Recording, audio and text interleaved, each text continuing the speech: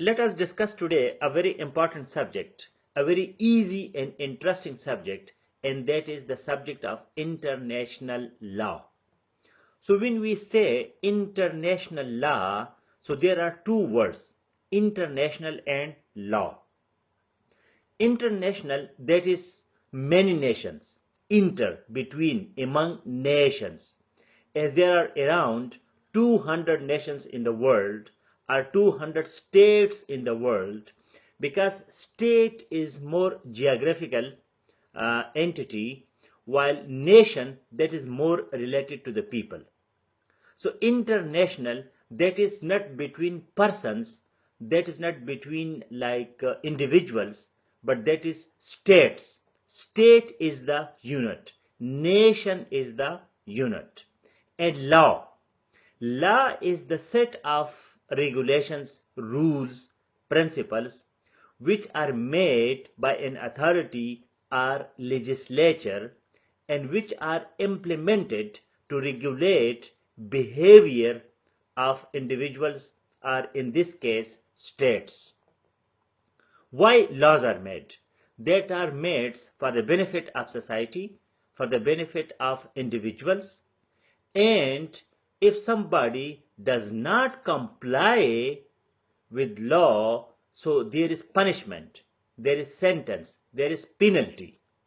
That is called law. So one is legally bound to obey laws. So some people call it so-called international law. Even they challenge the name that there is no international law. Because if this international law cannot be enforced, because each state is sovereign. For example, each individual is immune. Each individual is safe. I say, for example, I don't obey any law. I am beyond, I am above law. So what will be the utility of that law? So there is a paradox. Paradox means self-contradiction. If the state is sovereign, if the state is independent, and the state does not obey law, so where is international law?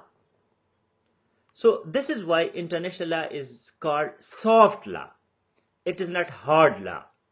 Soft law means that its implementation, its promulgation, that is not as secure, as sure as law, like the general law, civil law, criminal law, the laws which are made by national legislature or by judiciary, because law can be made by an authority, by legislature, or for example the precedents of judiciary, of judges, also become law.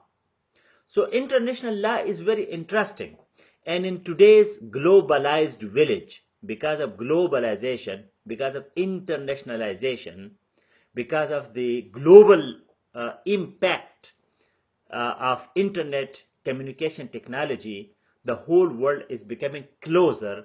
So we need a law. For example, there was a time that the individual living in a jungle, in a like a we would call it jungle law.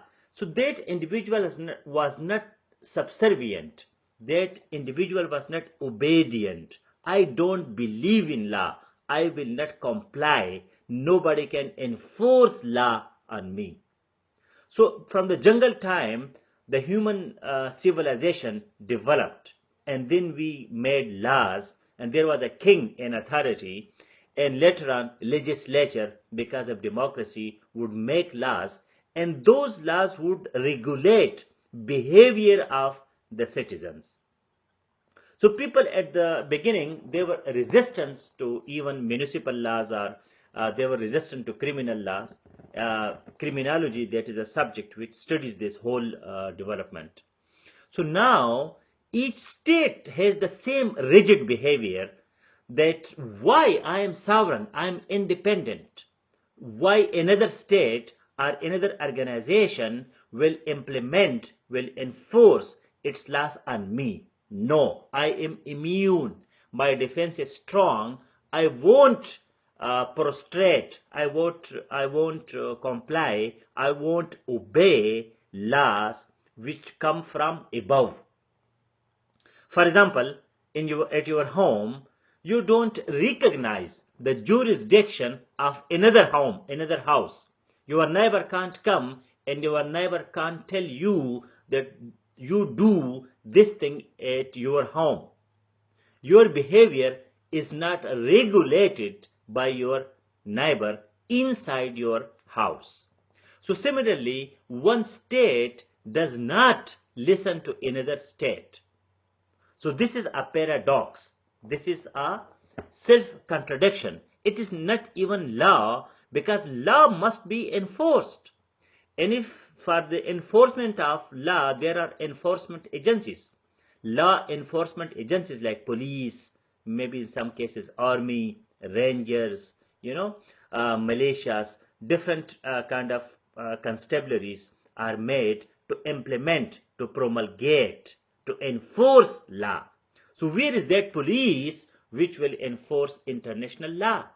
Although we have Interpol, international police, but how much is the power in the hands of international police? But it doesn't mean that international law does not exist. It exists, and it is very important for international relations because today, in today's globalized world, we need a set of regulations in the form of international law, that if there are conflicts, if there are problems between states, so what should be the mechanism? And that mechanism is international law. Right from the time of the Treaty of Westphalia, the nations are behaving like entities, and one nation must have relationship, political, commercial, cultural relationship with other countries. That's why we have diplomacy, we have international relations, and we now have to codify the rules and regulations of this relationship, this international relationship, and those rules we call it international law. Now, what are the practical examples of international law? United Nations, like General Assembly or Security Council, especially General Assembly is a kind of international legislature, although they only pass resolutions. They don't pass or they don't legislate, they don't make laws to be implemented in the world. But a time is coming that when international law will become a reality, like municipal law, like criminal law, like national law that we have in our countries, in our states. What are the sources of international law? International law, like for example, the sources of other laws is legislature, and when the parliament make the law, so that is implemented. So where from international law come? International law basically come from treaties, and this is why it is called international public law. Treaties, agreements, protocols, memorandum of understanding, these are signed between states. Then customs, customary international law. There are customs, for example, diplomacy, war, and for example, consular jurisdiction. For example, a diplomat goes from one country to another court, the privileges, the immunities. All these are customs. And then there are recognized norms, recognized principles internationally in the world. And there are some secondary sources of international law, like some scholars, when they write on a subject. So if the writing is effective, then it becomes a source of international law. Similarly, like for example, some important decisions taken by courts, especially international courts, like International Criminal Court or International Court of Justice or European Court of Human Rights. There are so many, and another branch of international law, that is supranational international law. Supranational is that when the one nation, one country say that, okay, I will leave, I will abandon my this jurisdiction and this particular law, and some international organization can intervene. So then that is called supranational. And there is also private international law. In the private international law, that is the law of conflicts. For example, one individual from one state and another individual from another state, there is a conflict. There is a conflict of trade. Like nowadays, there is a lot of international investment from one company, from one individual in another country. Now, that person is not the citizen of that particular country. The person comes from one country, she or he invests in another country, and then there is a conflict. So, what should be the reconciliation? What should be the arbitration? How that conflict will be resolved? So, the way it is resolved, that is by private international law. And this is the conflict, and then they have some arbitration or any kind of legal framework which can resolve the issue, because the person who is in his own state will say that, no, I am the citizen of this particular country, you coming from another country cannot impose your legal system on me. And he or she will say that, why I should obey your laws, why shouldn't you, you should not obey my laws, the laws of my country. Like, for example, a person from United States or Canada goes to Pakistan, so which law will be they will obey if there is a conflict, if there is a problem, if there is a legal problem, or there is a some dispute, for example, maybe an investment or maybe some trade issue. So in that case, international law it comes. Now, for example, criminal cases, one person commits war crimes, or the weapons of mass destruction, or nuclear weapons. So where should be the trial? If that trial is done in his or her own country, so then that country may have another kind of system. That person may be the president or the commander in chief of the army. So how that country will punish that person, or how that person will be taken to the court of national courts. There must be a system, and that's why we have this international law, and we have international court of justice or international criminal court. So, and there is, for example, human rights issues.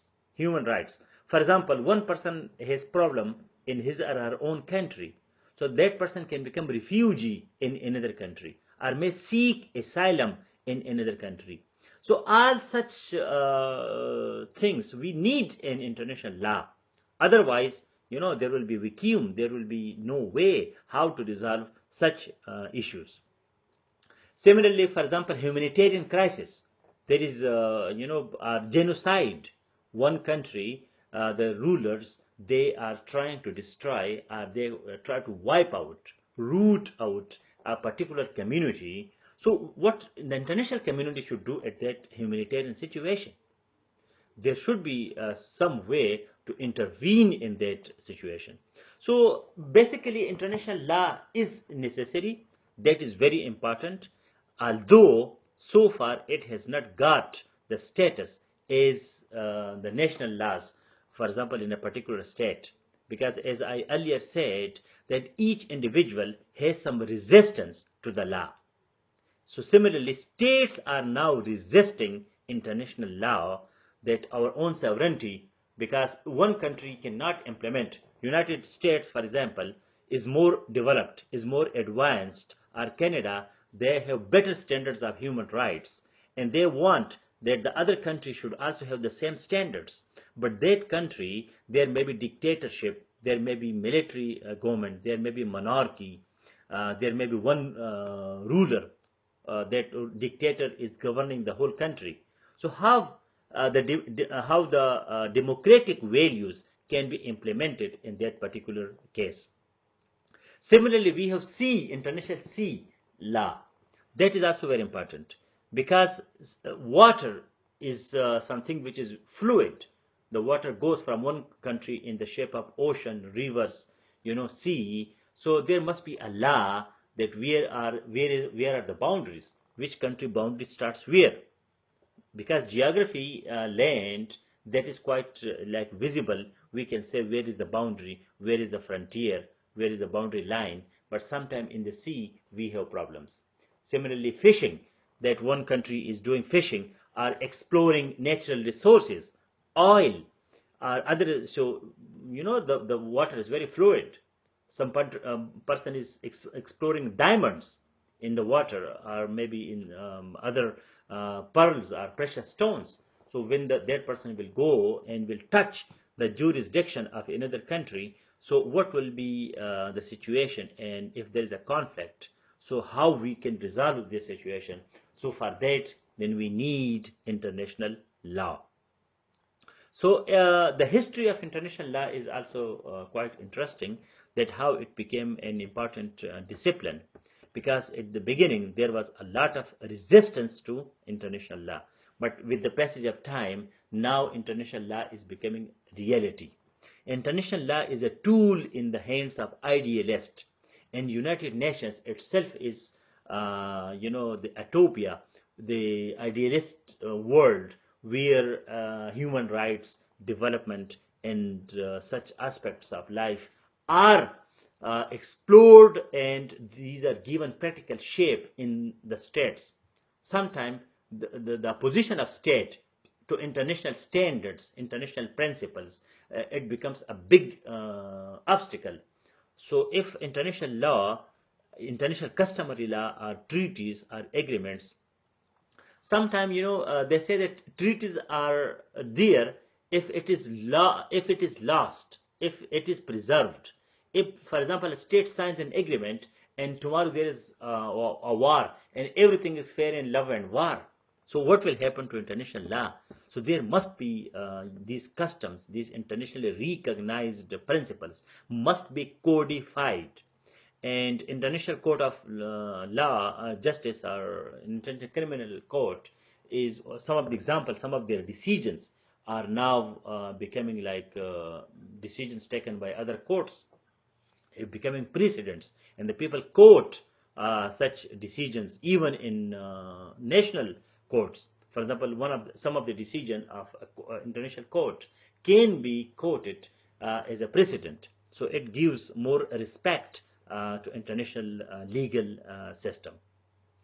So simply, we need as individuals some rules and regulations, then as community and society we have some norms, and we have some values. So similarly, a state, we have different laws made by our legislation. So each state, if even there are 200 states, but these 200 states are very important, and they must have good relationship with other states. So how these international relations may be regulated? So when it comes to the regulation enforcement, then we need law. If there is no law, there are no set rules. So how we can the relationship between or amongst the nations will be meaningful. So for the meaningful relationship on international, global level, and regional level, we need, for example, European Union without international law will not have that important position as it has, like SARC, ASEAN, other international organizations, not only United Nations. They need international law. So the sources of law usually, that is like, for example, customs and principles and rules. Religion, except a Muslim country, is not that much important source of law, but other secular sources of law are getting more importance in the world. And a day is not far that when international law will become a real law, and then the people will not call it so-called international law, because it has no enforcement. So the people, they are challenging its reality. There is a lot of criticism that we don't need international law, but because of the globalization, we need international law so that states also become responsible. It's a big challenge to the world today that one state may not intervene in the affairs of another state. The other state should also have some legal status, some legal background, and some legal force to defend itself, and to take that other state to international court, where both the states will become parties. And there are parties. For example, recently Pakistan and India, whenever we have disputes, territorial disputes, or other disputes, water and other distribution. So for example, rivers come from up down. So how from one country the river starts and it goes to another country, or a sea and ocean, as I already mentioned, the law of sea, that is so much important. So international law is very interesting subject. I will recommend it, that you must read it if you have legal background or not. But if you have some interest in international relations, so the codified or the legal aspect of international relations, that is international law. This is my first introductory lecture. We will continue the series of lectures on international law. I hope you found it useful, and we can discuss it, other aspects in international law, group of international law. Thank you very much.